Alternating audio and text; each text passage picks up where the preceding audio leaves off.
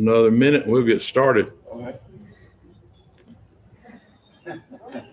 See, this thing, you gotta tighten it really tight and drills. You could like shorten the distance so long, because otherwise I'll have to be.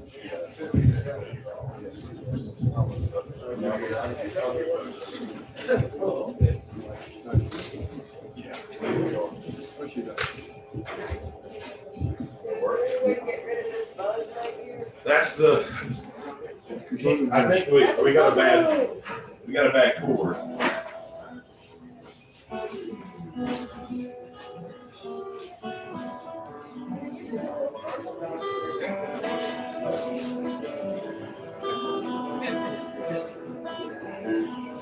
Well, there you going. Okay, guys. Can y'all hear me okay? No? Let's get a little more going. Check. How about now? Can you hear me any better? Yeah, much better?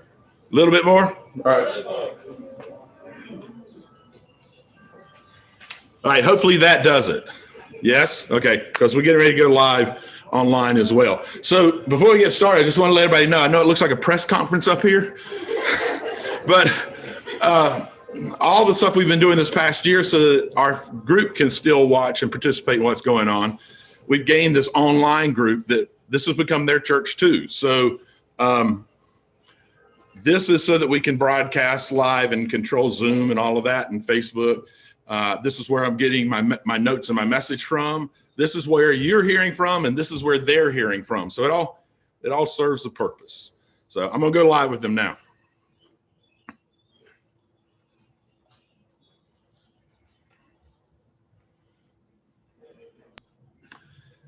And we're live. So we hope that this setup works. It's our first time back together, live outdoors.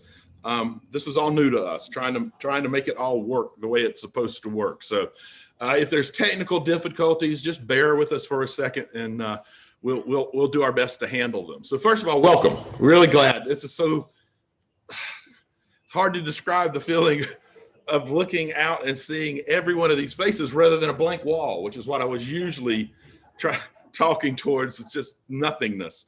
It's so exciting to see everybody and see everybody here together. I hope that you kind of had that same sense of excitement and just pure joy of being together once again. So welcome to all of you. We welcome our friends online who are watching with us.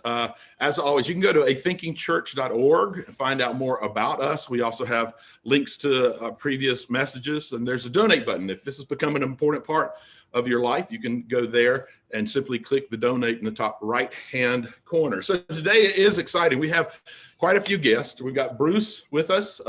We all know Bruce well, and yes, absolutely, he deserves it. Bruce has been just a solid go-to throughout this entire year with his great music. He's always there, even when other folks aren't able to do it or aren't able to put any time into it. Bruce was always the one that would pull up and say, yep, I got something that'll work. And so I thank him for that, but I thank him for being here today on our first time together. We also have Kamal Speaks. Kamal's right back here. I've heard and met Kamal several times. He's a spoken word artist, and he has a couple of pieces that fit really well with what we're talking about today. So I think you'll enjoy that as well. So a lot to do and a lot to get through. So with no further ado, I'd like to read today's scripture lesson. It comes from Psalms, and I'll be reading from chapter 82, verses 1 through 5, and I'm reading from the Inclusive Bible. I've mentioned that a few times. It's written by the Priests for Equality. So hear now these words. God presides in the divine assembly and pronounces judgment among the gods. How long will you defend the unjust and show partiality to the corrupt? Defend the lowly and the orphaned. Render justice to the oppressed and the destitute. rescue the weak and the poor, and save them from the hand of violence. But you know nothing. You understand nothing. You walk in darkness, and the foundations of the earth are shaking because of your ignorance. May we add blessing and understanding to the reading of these words.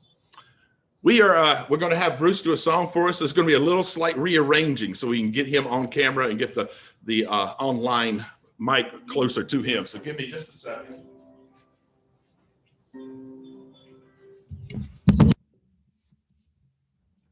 Well, I want to thank Reverend Mark and the Church of the Covenant, for providing us with grocery money over the last year.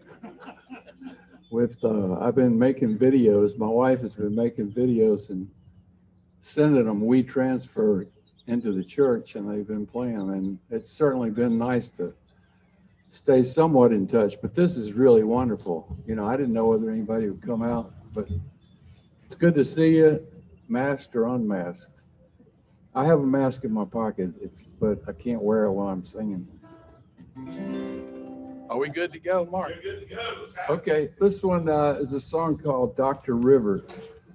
I was working down in Brunswick County, and at lunchtime every day, this guy that I was working with in my office, he would take off leave, and you know, I'd ask him where he was going, and he would say he's going to see Dr. River, and which meant that he was going fishing. And so that term stuck with me, and I wrote this song, Dr. River.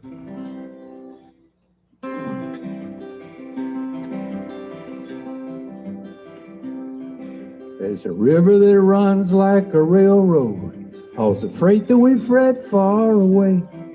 There's a river that heals all our sorrows. There's a river where children play. Dr. River, Dr. River, Dr. River's a forgiver, I say. Dr. River, rock me, Dr. River, away. And Dr. River, there's 100 salmon, salt down for breakfast each day. Smoke 'em, smell 'em, cooking on the campfire, plenty for all who stay.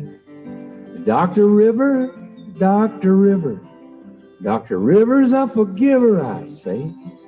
Dr. River, rock me, Dr. River, away. There'll be vegetables fresh from the garden, a little whiskey and a helping hand. No more running all over the country. We'll be living off the fat of the land. Dr. River, Dr. River, Dr. River's a forgiver, I say. Dr. River, rock me, Dr. River, away. But someday we'll reach Dr. River, settle on his shores in peace. And all God's children will lay down their fighting. Dr. River will deliver release. Dr. River, Dr. River, Dr. River's a forgiver, I say. Dr. River, rock me, Dr. River, away. Dr. River, Dr. River's a forgiver, I say. Dr. River, rock me, Dr. River, away.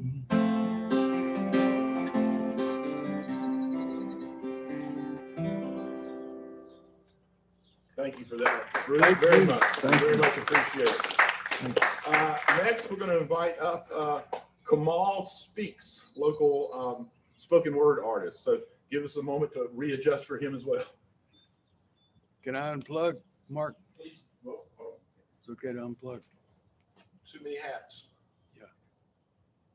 You should be good now. Okay. Don't want to pop everybody's ears. Hey, man. So you're going to raise the mic up? Yeah. Yes. All right, go We'll get ahead. it back down for you.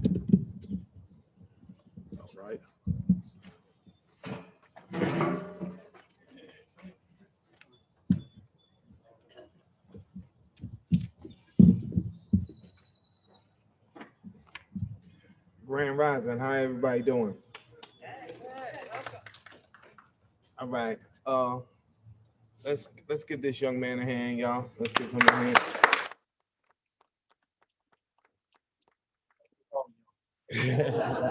We're all young in soul. We're all young in soul. Let's give that young man a hand right there. This young man reached out to me. Like I said, like he said, we met on several different occasions. We just now recently ran into each other at Marcus Smith's press conference. And I did some poetry there. And he said, I would really love for you to come out because I'm going to give people a different view and into the Black community, what's going on.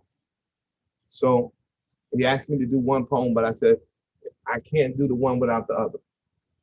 So this first one is giving you a look at what we go through, the whole world goes through, but it's at a high volume in the Black community. This is called Poverty. I speak the language of pain and anguish. I am poverty.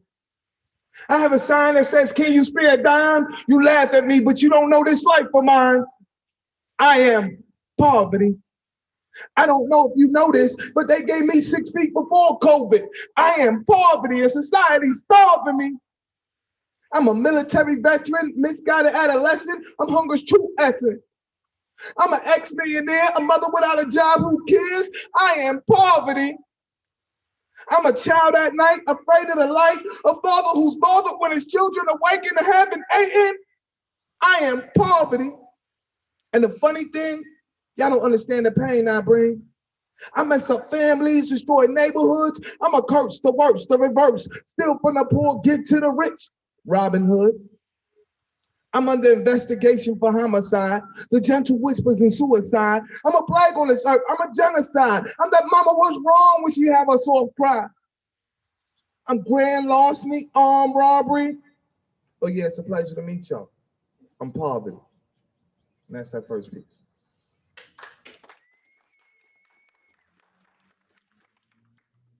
And we just recently went to the surge where, you know, a lot of stuff, it's been in the light, but it's been brought to the light. You know, we just went through it with the pandemic, with the awakening of everybody, what's really going on.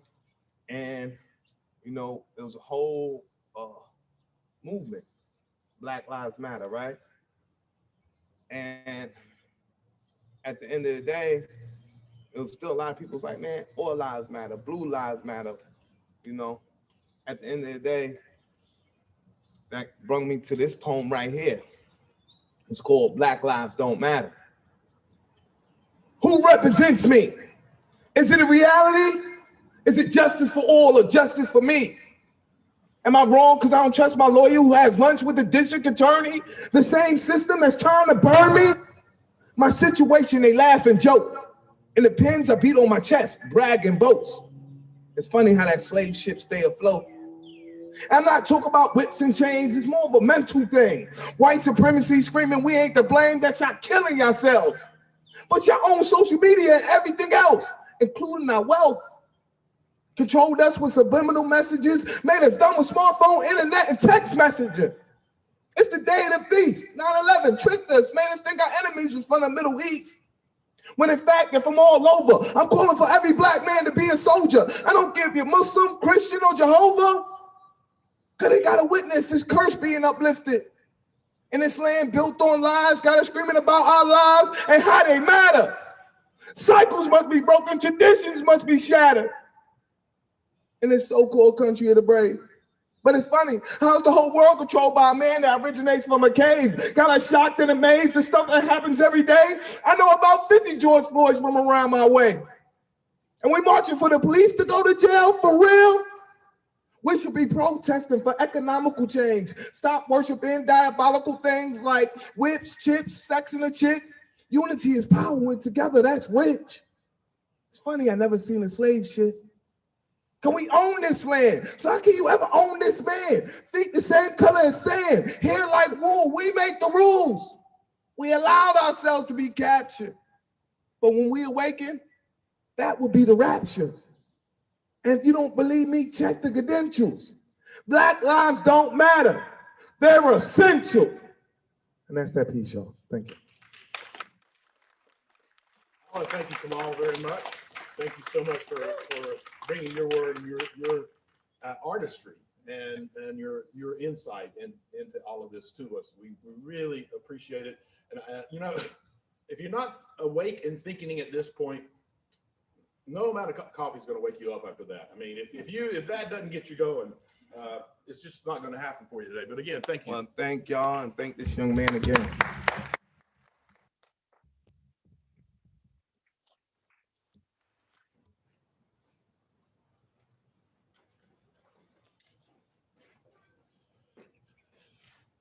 My message today is entitled "For Far Too Long: Black Lives Matter and White Backlash."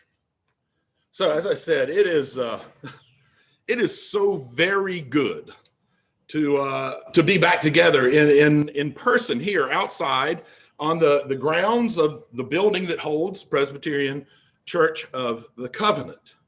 It's so just amazingly good.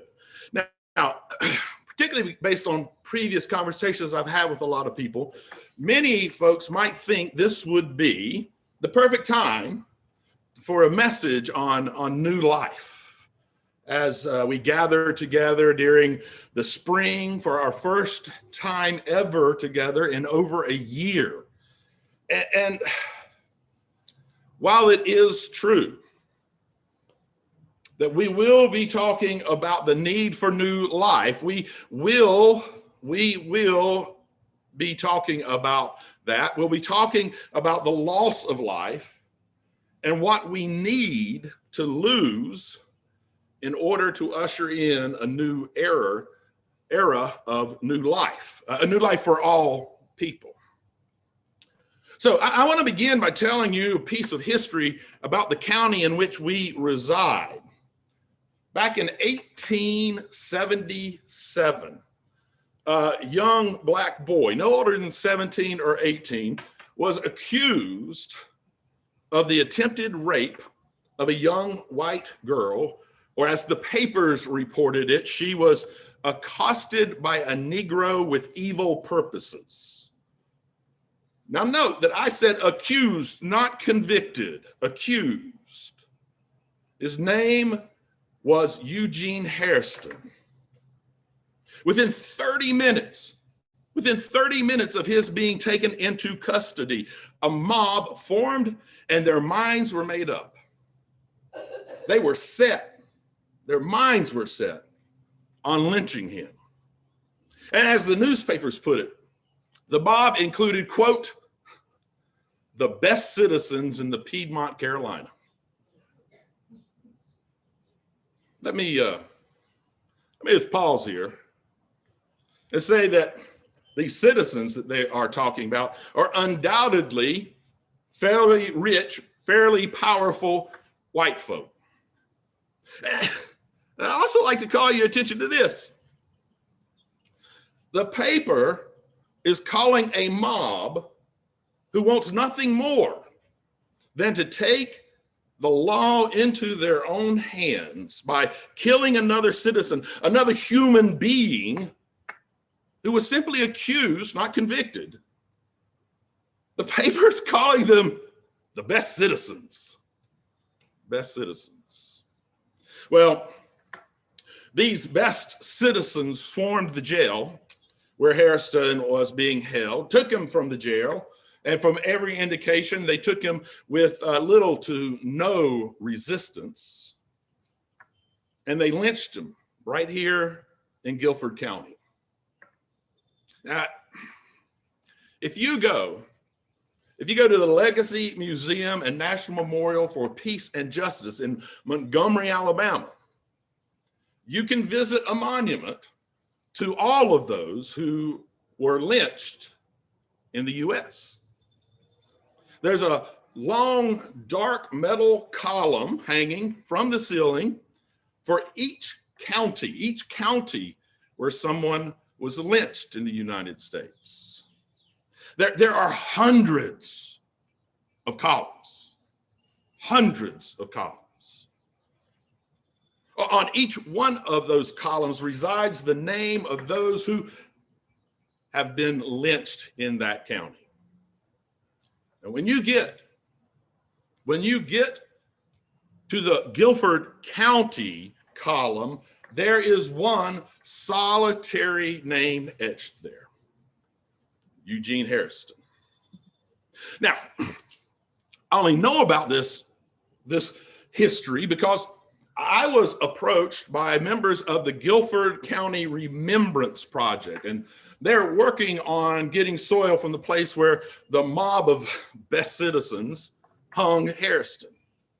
And they contacted me because their research says that Harrison was hung from a tree on the property where a Presbyterian Church of the Covenant now stands. Jump forward to 1979. Right here in Guilford County, members of the Communist Workers' Party, the CWP. The CWP was a group working towards unionization and self-determination for African Americans. The CWP organized a march for that day in support of Black workers' rights.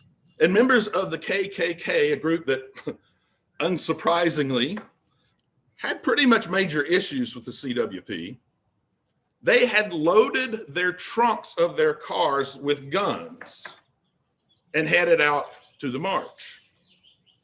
Now, one of the interesting things about all of this is that the Greensboro police had an informant in the KKK. And they knew that armed KKK members were heading into town to end the CWP march. And as you might imagine, the KKK were met with about as much resistance as the mob of best people probably were 100 years before, which is to say little to no resistance. 5 protesters were killed, 10 were injured. Now, many of you here already know how this is connected to our church. Reverend Z. Holler, who has been remembered as a Jesus follower and a white Southern radical, and was the minister at Presbyterian Church of the Covenant for many years. Well, he helped form the Greensboro Truth and Reconciliation Commission. Now, I'm going to quote the wiki page on this just to let us all think through what that group was about. The driving force behind the creation of the commission was to objectively review precisely what transpired that day for years, circulated, suggesting that the Greensboro Police Department was directly involved and that the city, in order to protect its police department and itself, immediately undertook steps following the massacre to initiate a cover-up. Sadly, it took until 8 months ago for the Greensboro City Council to formally apologize for the massacre. For just a moment, let me remind you of today's scripture. How long will you defend the unjust and show partiality to the corrupt? Defend the lowly and the orphaned. Render justice to the oppressed and the destitute. Rescue the weak and the poor and save them from the hand of violence. On the day of the Greensboro massacre, a 23-year-old Black woman was pregnant with her son. And just as any mother would be, in seeing the violence extracted on Black folk who were actually working towards justice and equality for other Black folk, she worried. She worried about the world her child might grow up in, even as she hoped for a better world for all people. As Reverend Z. Holler once put it, we should all be able to agree that a society where all people are valued and treated with respect is a worthy goal. That woman's name is Mary Smith. Sadly, 38 years later, her son became a victim of the same plague that killed Harrison and the 5 at the Greensboro massacre. And I've yet to name it out loud in this message, but I imagine that each of you have felt it lurking within each of these historical stories. White supremacy. On September 8th, 2018, after a downtown music festival, Mary Smith's son, Marcus Dion Smith, approached a police officer and asked to be taken to the hospital. He was not well. He was in distress and looked for the people that we've all, over our lifetimes, been taught to look to when we need help. He said, "Please, help me, sir." What he received was not help. It was far from it. It's a gut-wrenching story. And my friend and local reporter, Ian McDowell, has done an amazing job of researching, detailing, and recording the event. And I'd like to share just a little bit of his description of what happened. And just so folks know, particularly online, this comes from an article that he wrote for a digital magazine called The Assembly. So if you want more of the story, you could go to their page, the Assembly, NC, one word, .com. You read the rest of his article there. So as the article says, Smith suffered from a diagnosed mental illness that sometimes manifests as anxiety, paranoia, delusions. And like many people with mental illness, he sometimes self-medicated with drugs. Police video shows that Smith's behavior at the time of the incident was erratic, but it wasn't violent. He was placed in the middle of, he was pacing in the middle of the street, restless at times and incoherent. And the Greensboro police officers attempted to calm him down, get him into the back of a police car. And then once he did get in there, they closed the door. But Smith, in his panic, started slapping on the windows. Police opened the door, let Smith out, decided that they needed to restrain him. There were now, at that point, 8 officers at the scene. And Smith fell to the pavement. The cause of his fall, as this article says, was disputed. And as the officers moved him face down and cuffed him with his hands behind him, Smith shouted, "I am not resisting." End quote. He wasn't under arrest. He was asking for help. But what he received was not help. It was far from it. They cuffed him, used a rip hobble restraint around his ankles, and then fastened his ankles to his hands behind his back. Basically, they hogtied a black man. And I remind you, he wasn't arrested. He was asking for help. McDowell's article describes it this way. Smith moaned, pleading, "Please, please," and "I'm not resisting." He moaned, wheezed, groaned, and gasped for air as the officers forced his feet towards the small of his back at an angle that lifted his legs from the asphalt, placing all of Smith's weight on his upper chest, including the officer that was leaning on him to help push his feet further back into his spine. About a minute later, the article says, Smith stopped moving. His restraint secure, the officer stood up before noticing that he was unresponsive. They then rolled him on his side and removed the restraint. Smith was taken to the hospital where he was declared dead. End quote. On Mondays, I like to go join a group of folks outside of City Hall. We've been doing this for quite some time now.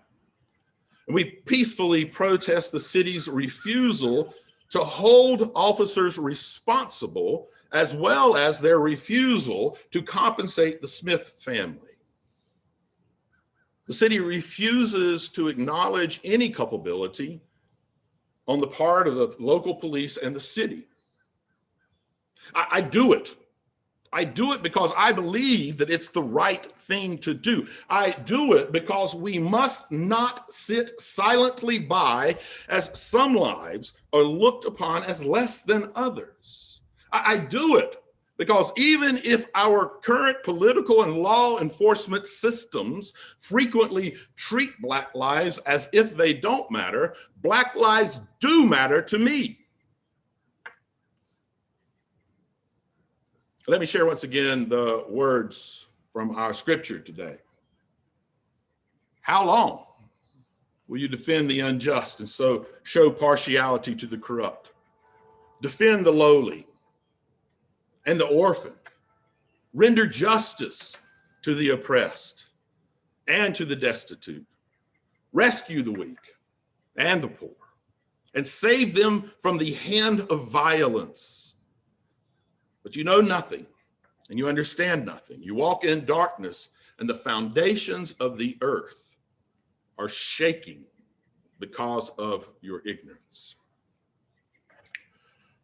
Sarah Thusine is an assistant professor of history at Guilford College and a member of the Guilford County Remembrance Project. And at a presentation very early last year about the project's work on the lynchings, she had this to say: these lynchings were not just random acts of violence. I mean, sometimes they were, but this was also about power. This was about a white backlash to the rising Black political and economic power. She was talking about 1877. It could have just as easily have been about 1979, and it could have been about the Black, where we had the Greensboro massacre. It could just as easily be about the 2018 incident with Marcus Smith, just asking officers for help. It could just as easily be about today. How long? How long will you defend the unjust and show partiality to the corrupt?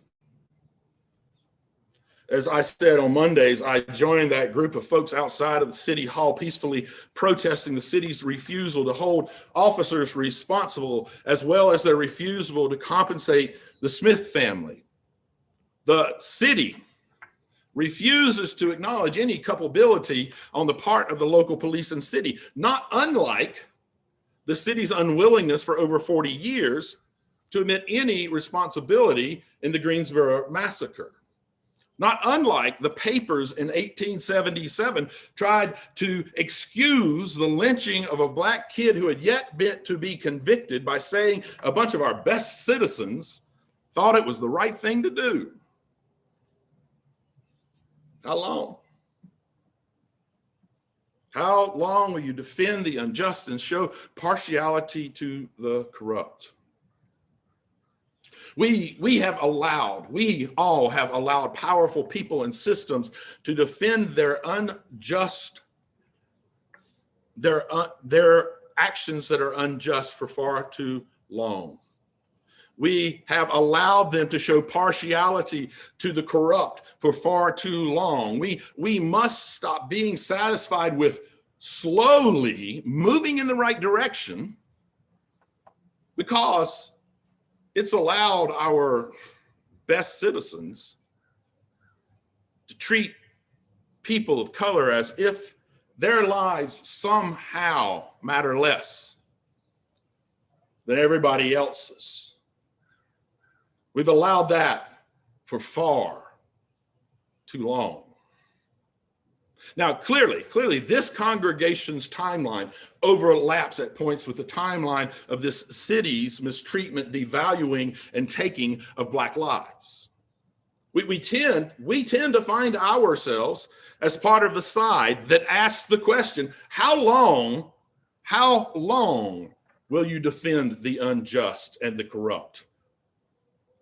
And I believe that it is time to stop asking that question of how long, O Lord, and start making the statement that this has gone on for far too long. I believe that we must pray with our public actions far more than with the bowing of our heads. I believe, to borrow from Sarah Thusen, I believe that the killings of Black people by our best citizens are not just random acts of violence, but rather they are about power, white power. And I believe it is a white backlash from white supremacists in response to the rising Black political and economical power. I believe it is not enough to say Black Lives Matter. Rather, we must doggedly pursue changing the system that continues to ensure that Black lives can't matter as much as white lives. It's not just the spiritually correct thing to do, but it's the human, the moral, the right thing to do. Because this all has gone on for far too long.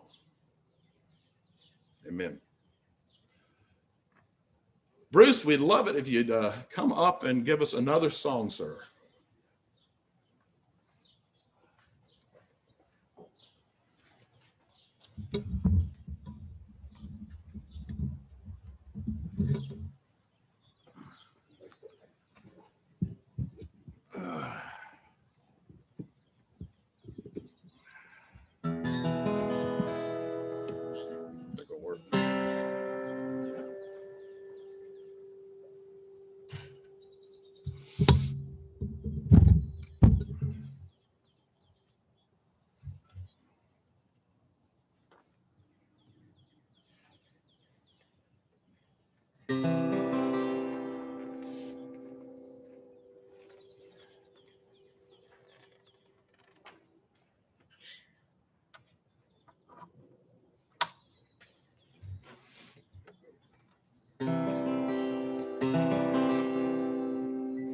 Are we good?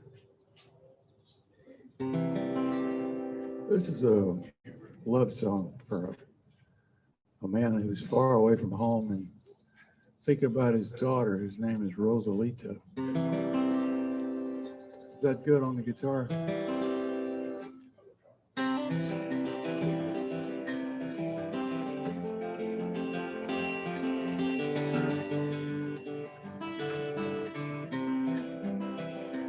Rosalita, when that cold wind blows, it's when I always dream of you. Rosalita, when a train comes through, and I'll be on my way home to you, and I'll be tying on my highway shoes. I'll be flying on home to you, so don't be blue. Rosalita, do you remember me, girl? Walking along Tobacco Road, going fishing in that Carolina moon. Lord mama, she'd cook us up a meal, and I'll be tying on my highway shoes, and I'll be flying on home to you, so don't be blue.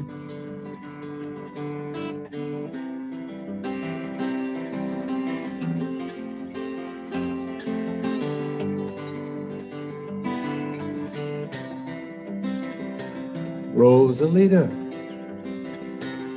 my little baby girl.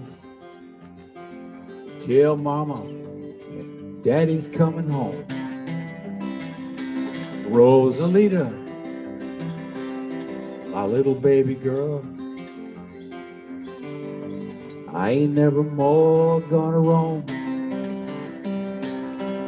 I'll be tying on my highway shoes. I'll be flying on home to you. So don't be blue, Rosalita, when that cold wind blows. So when I always dream of you.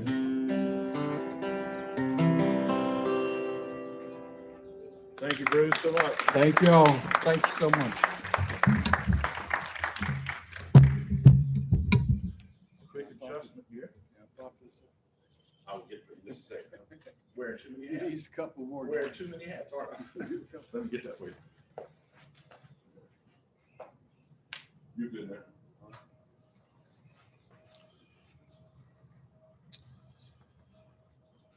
Let's take a moment and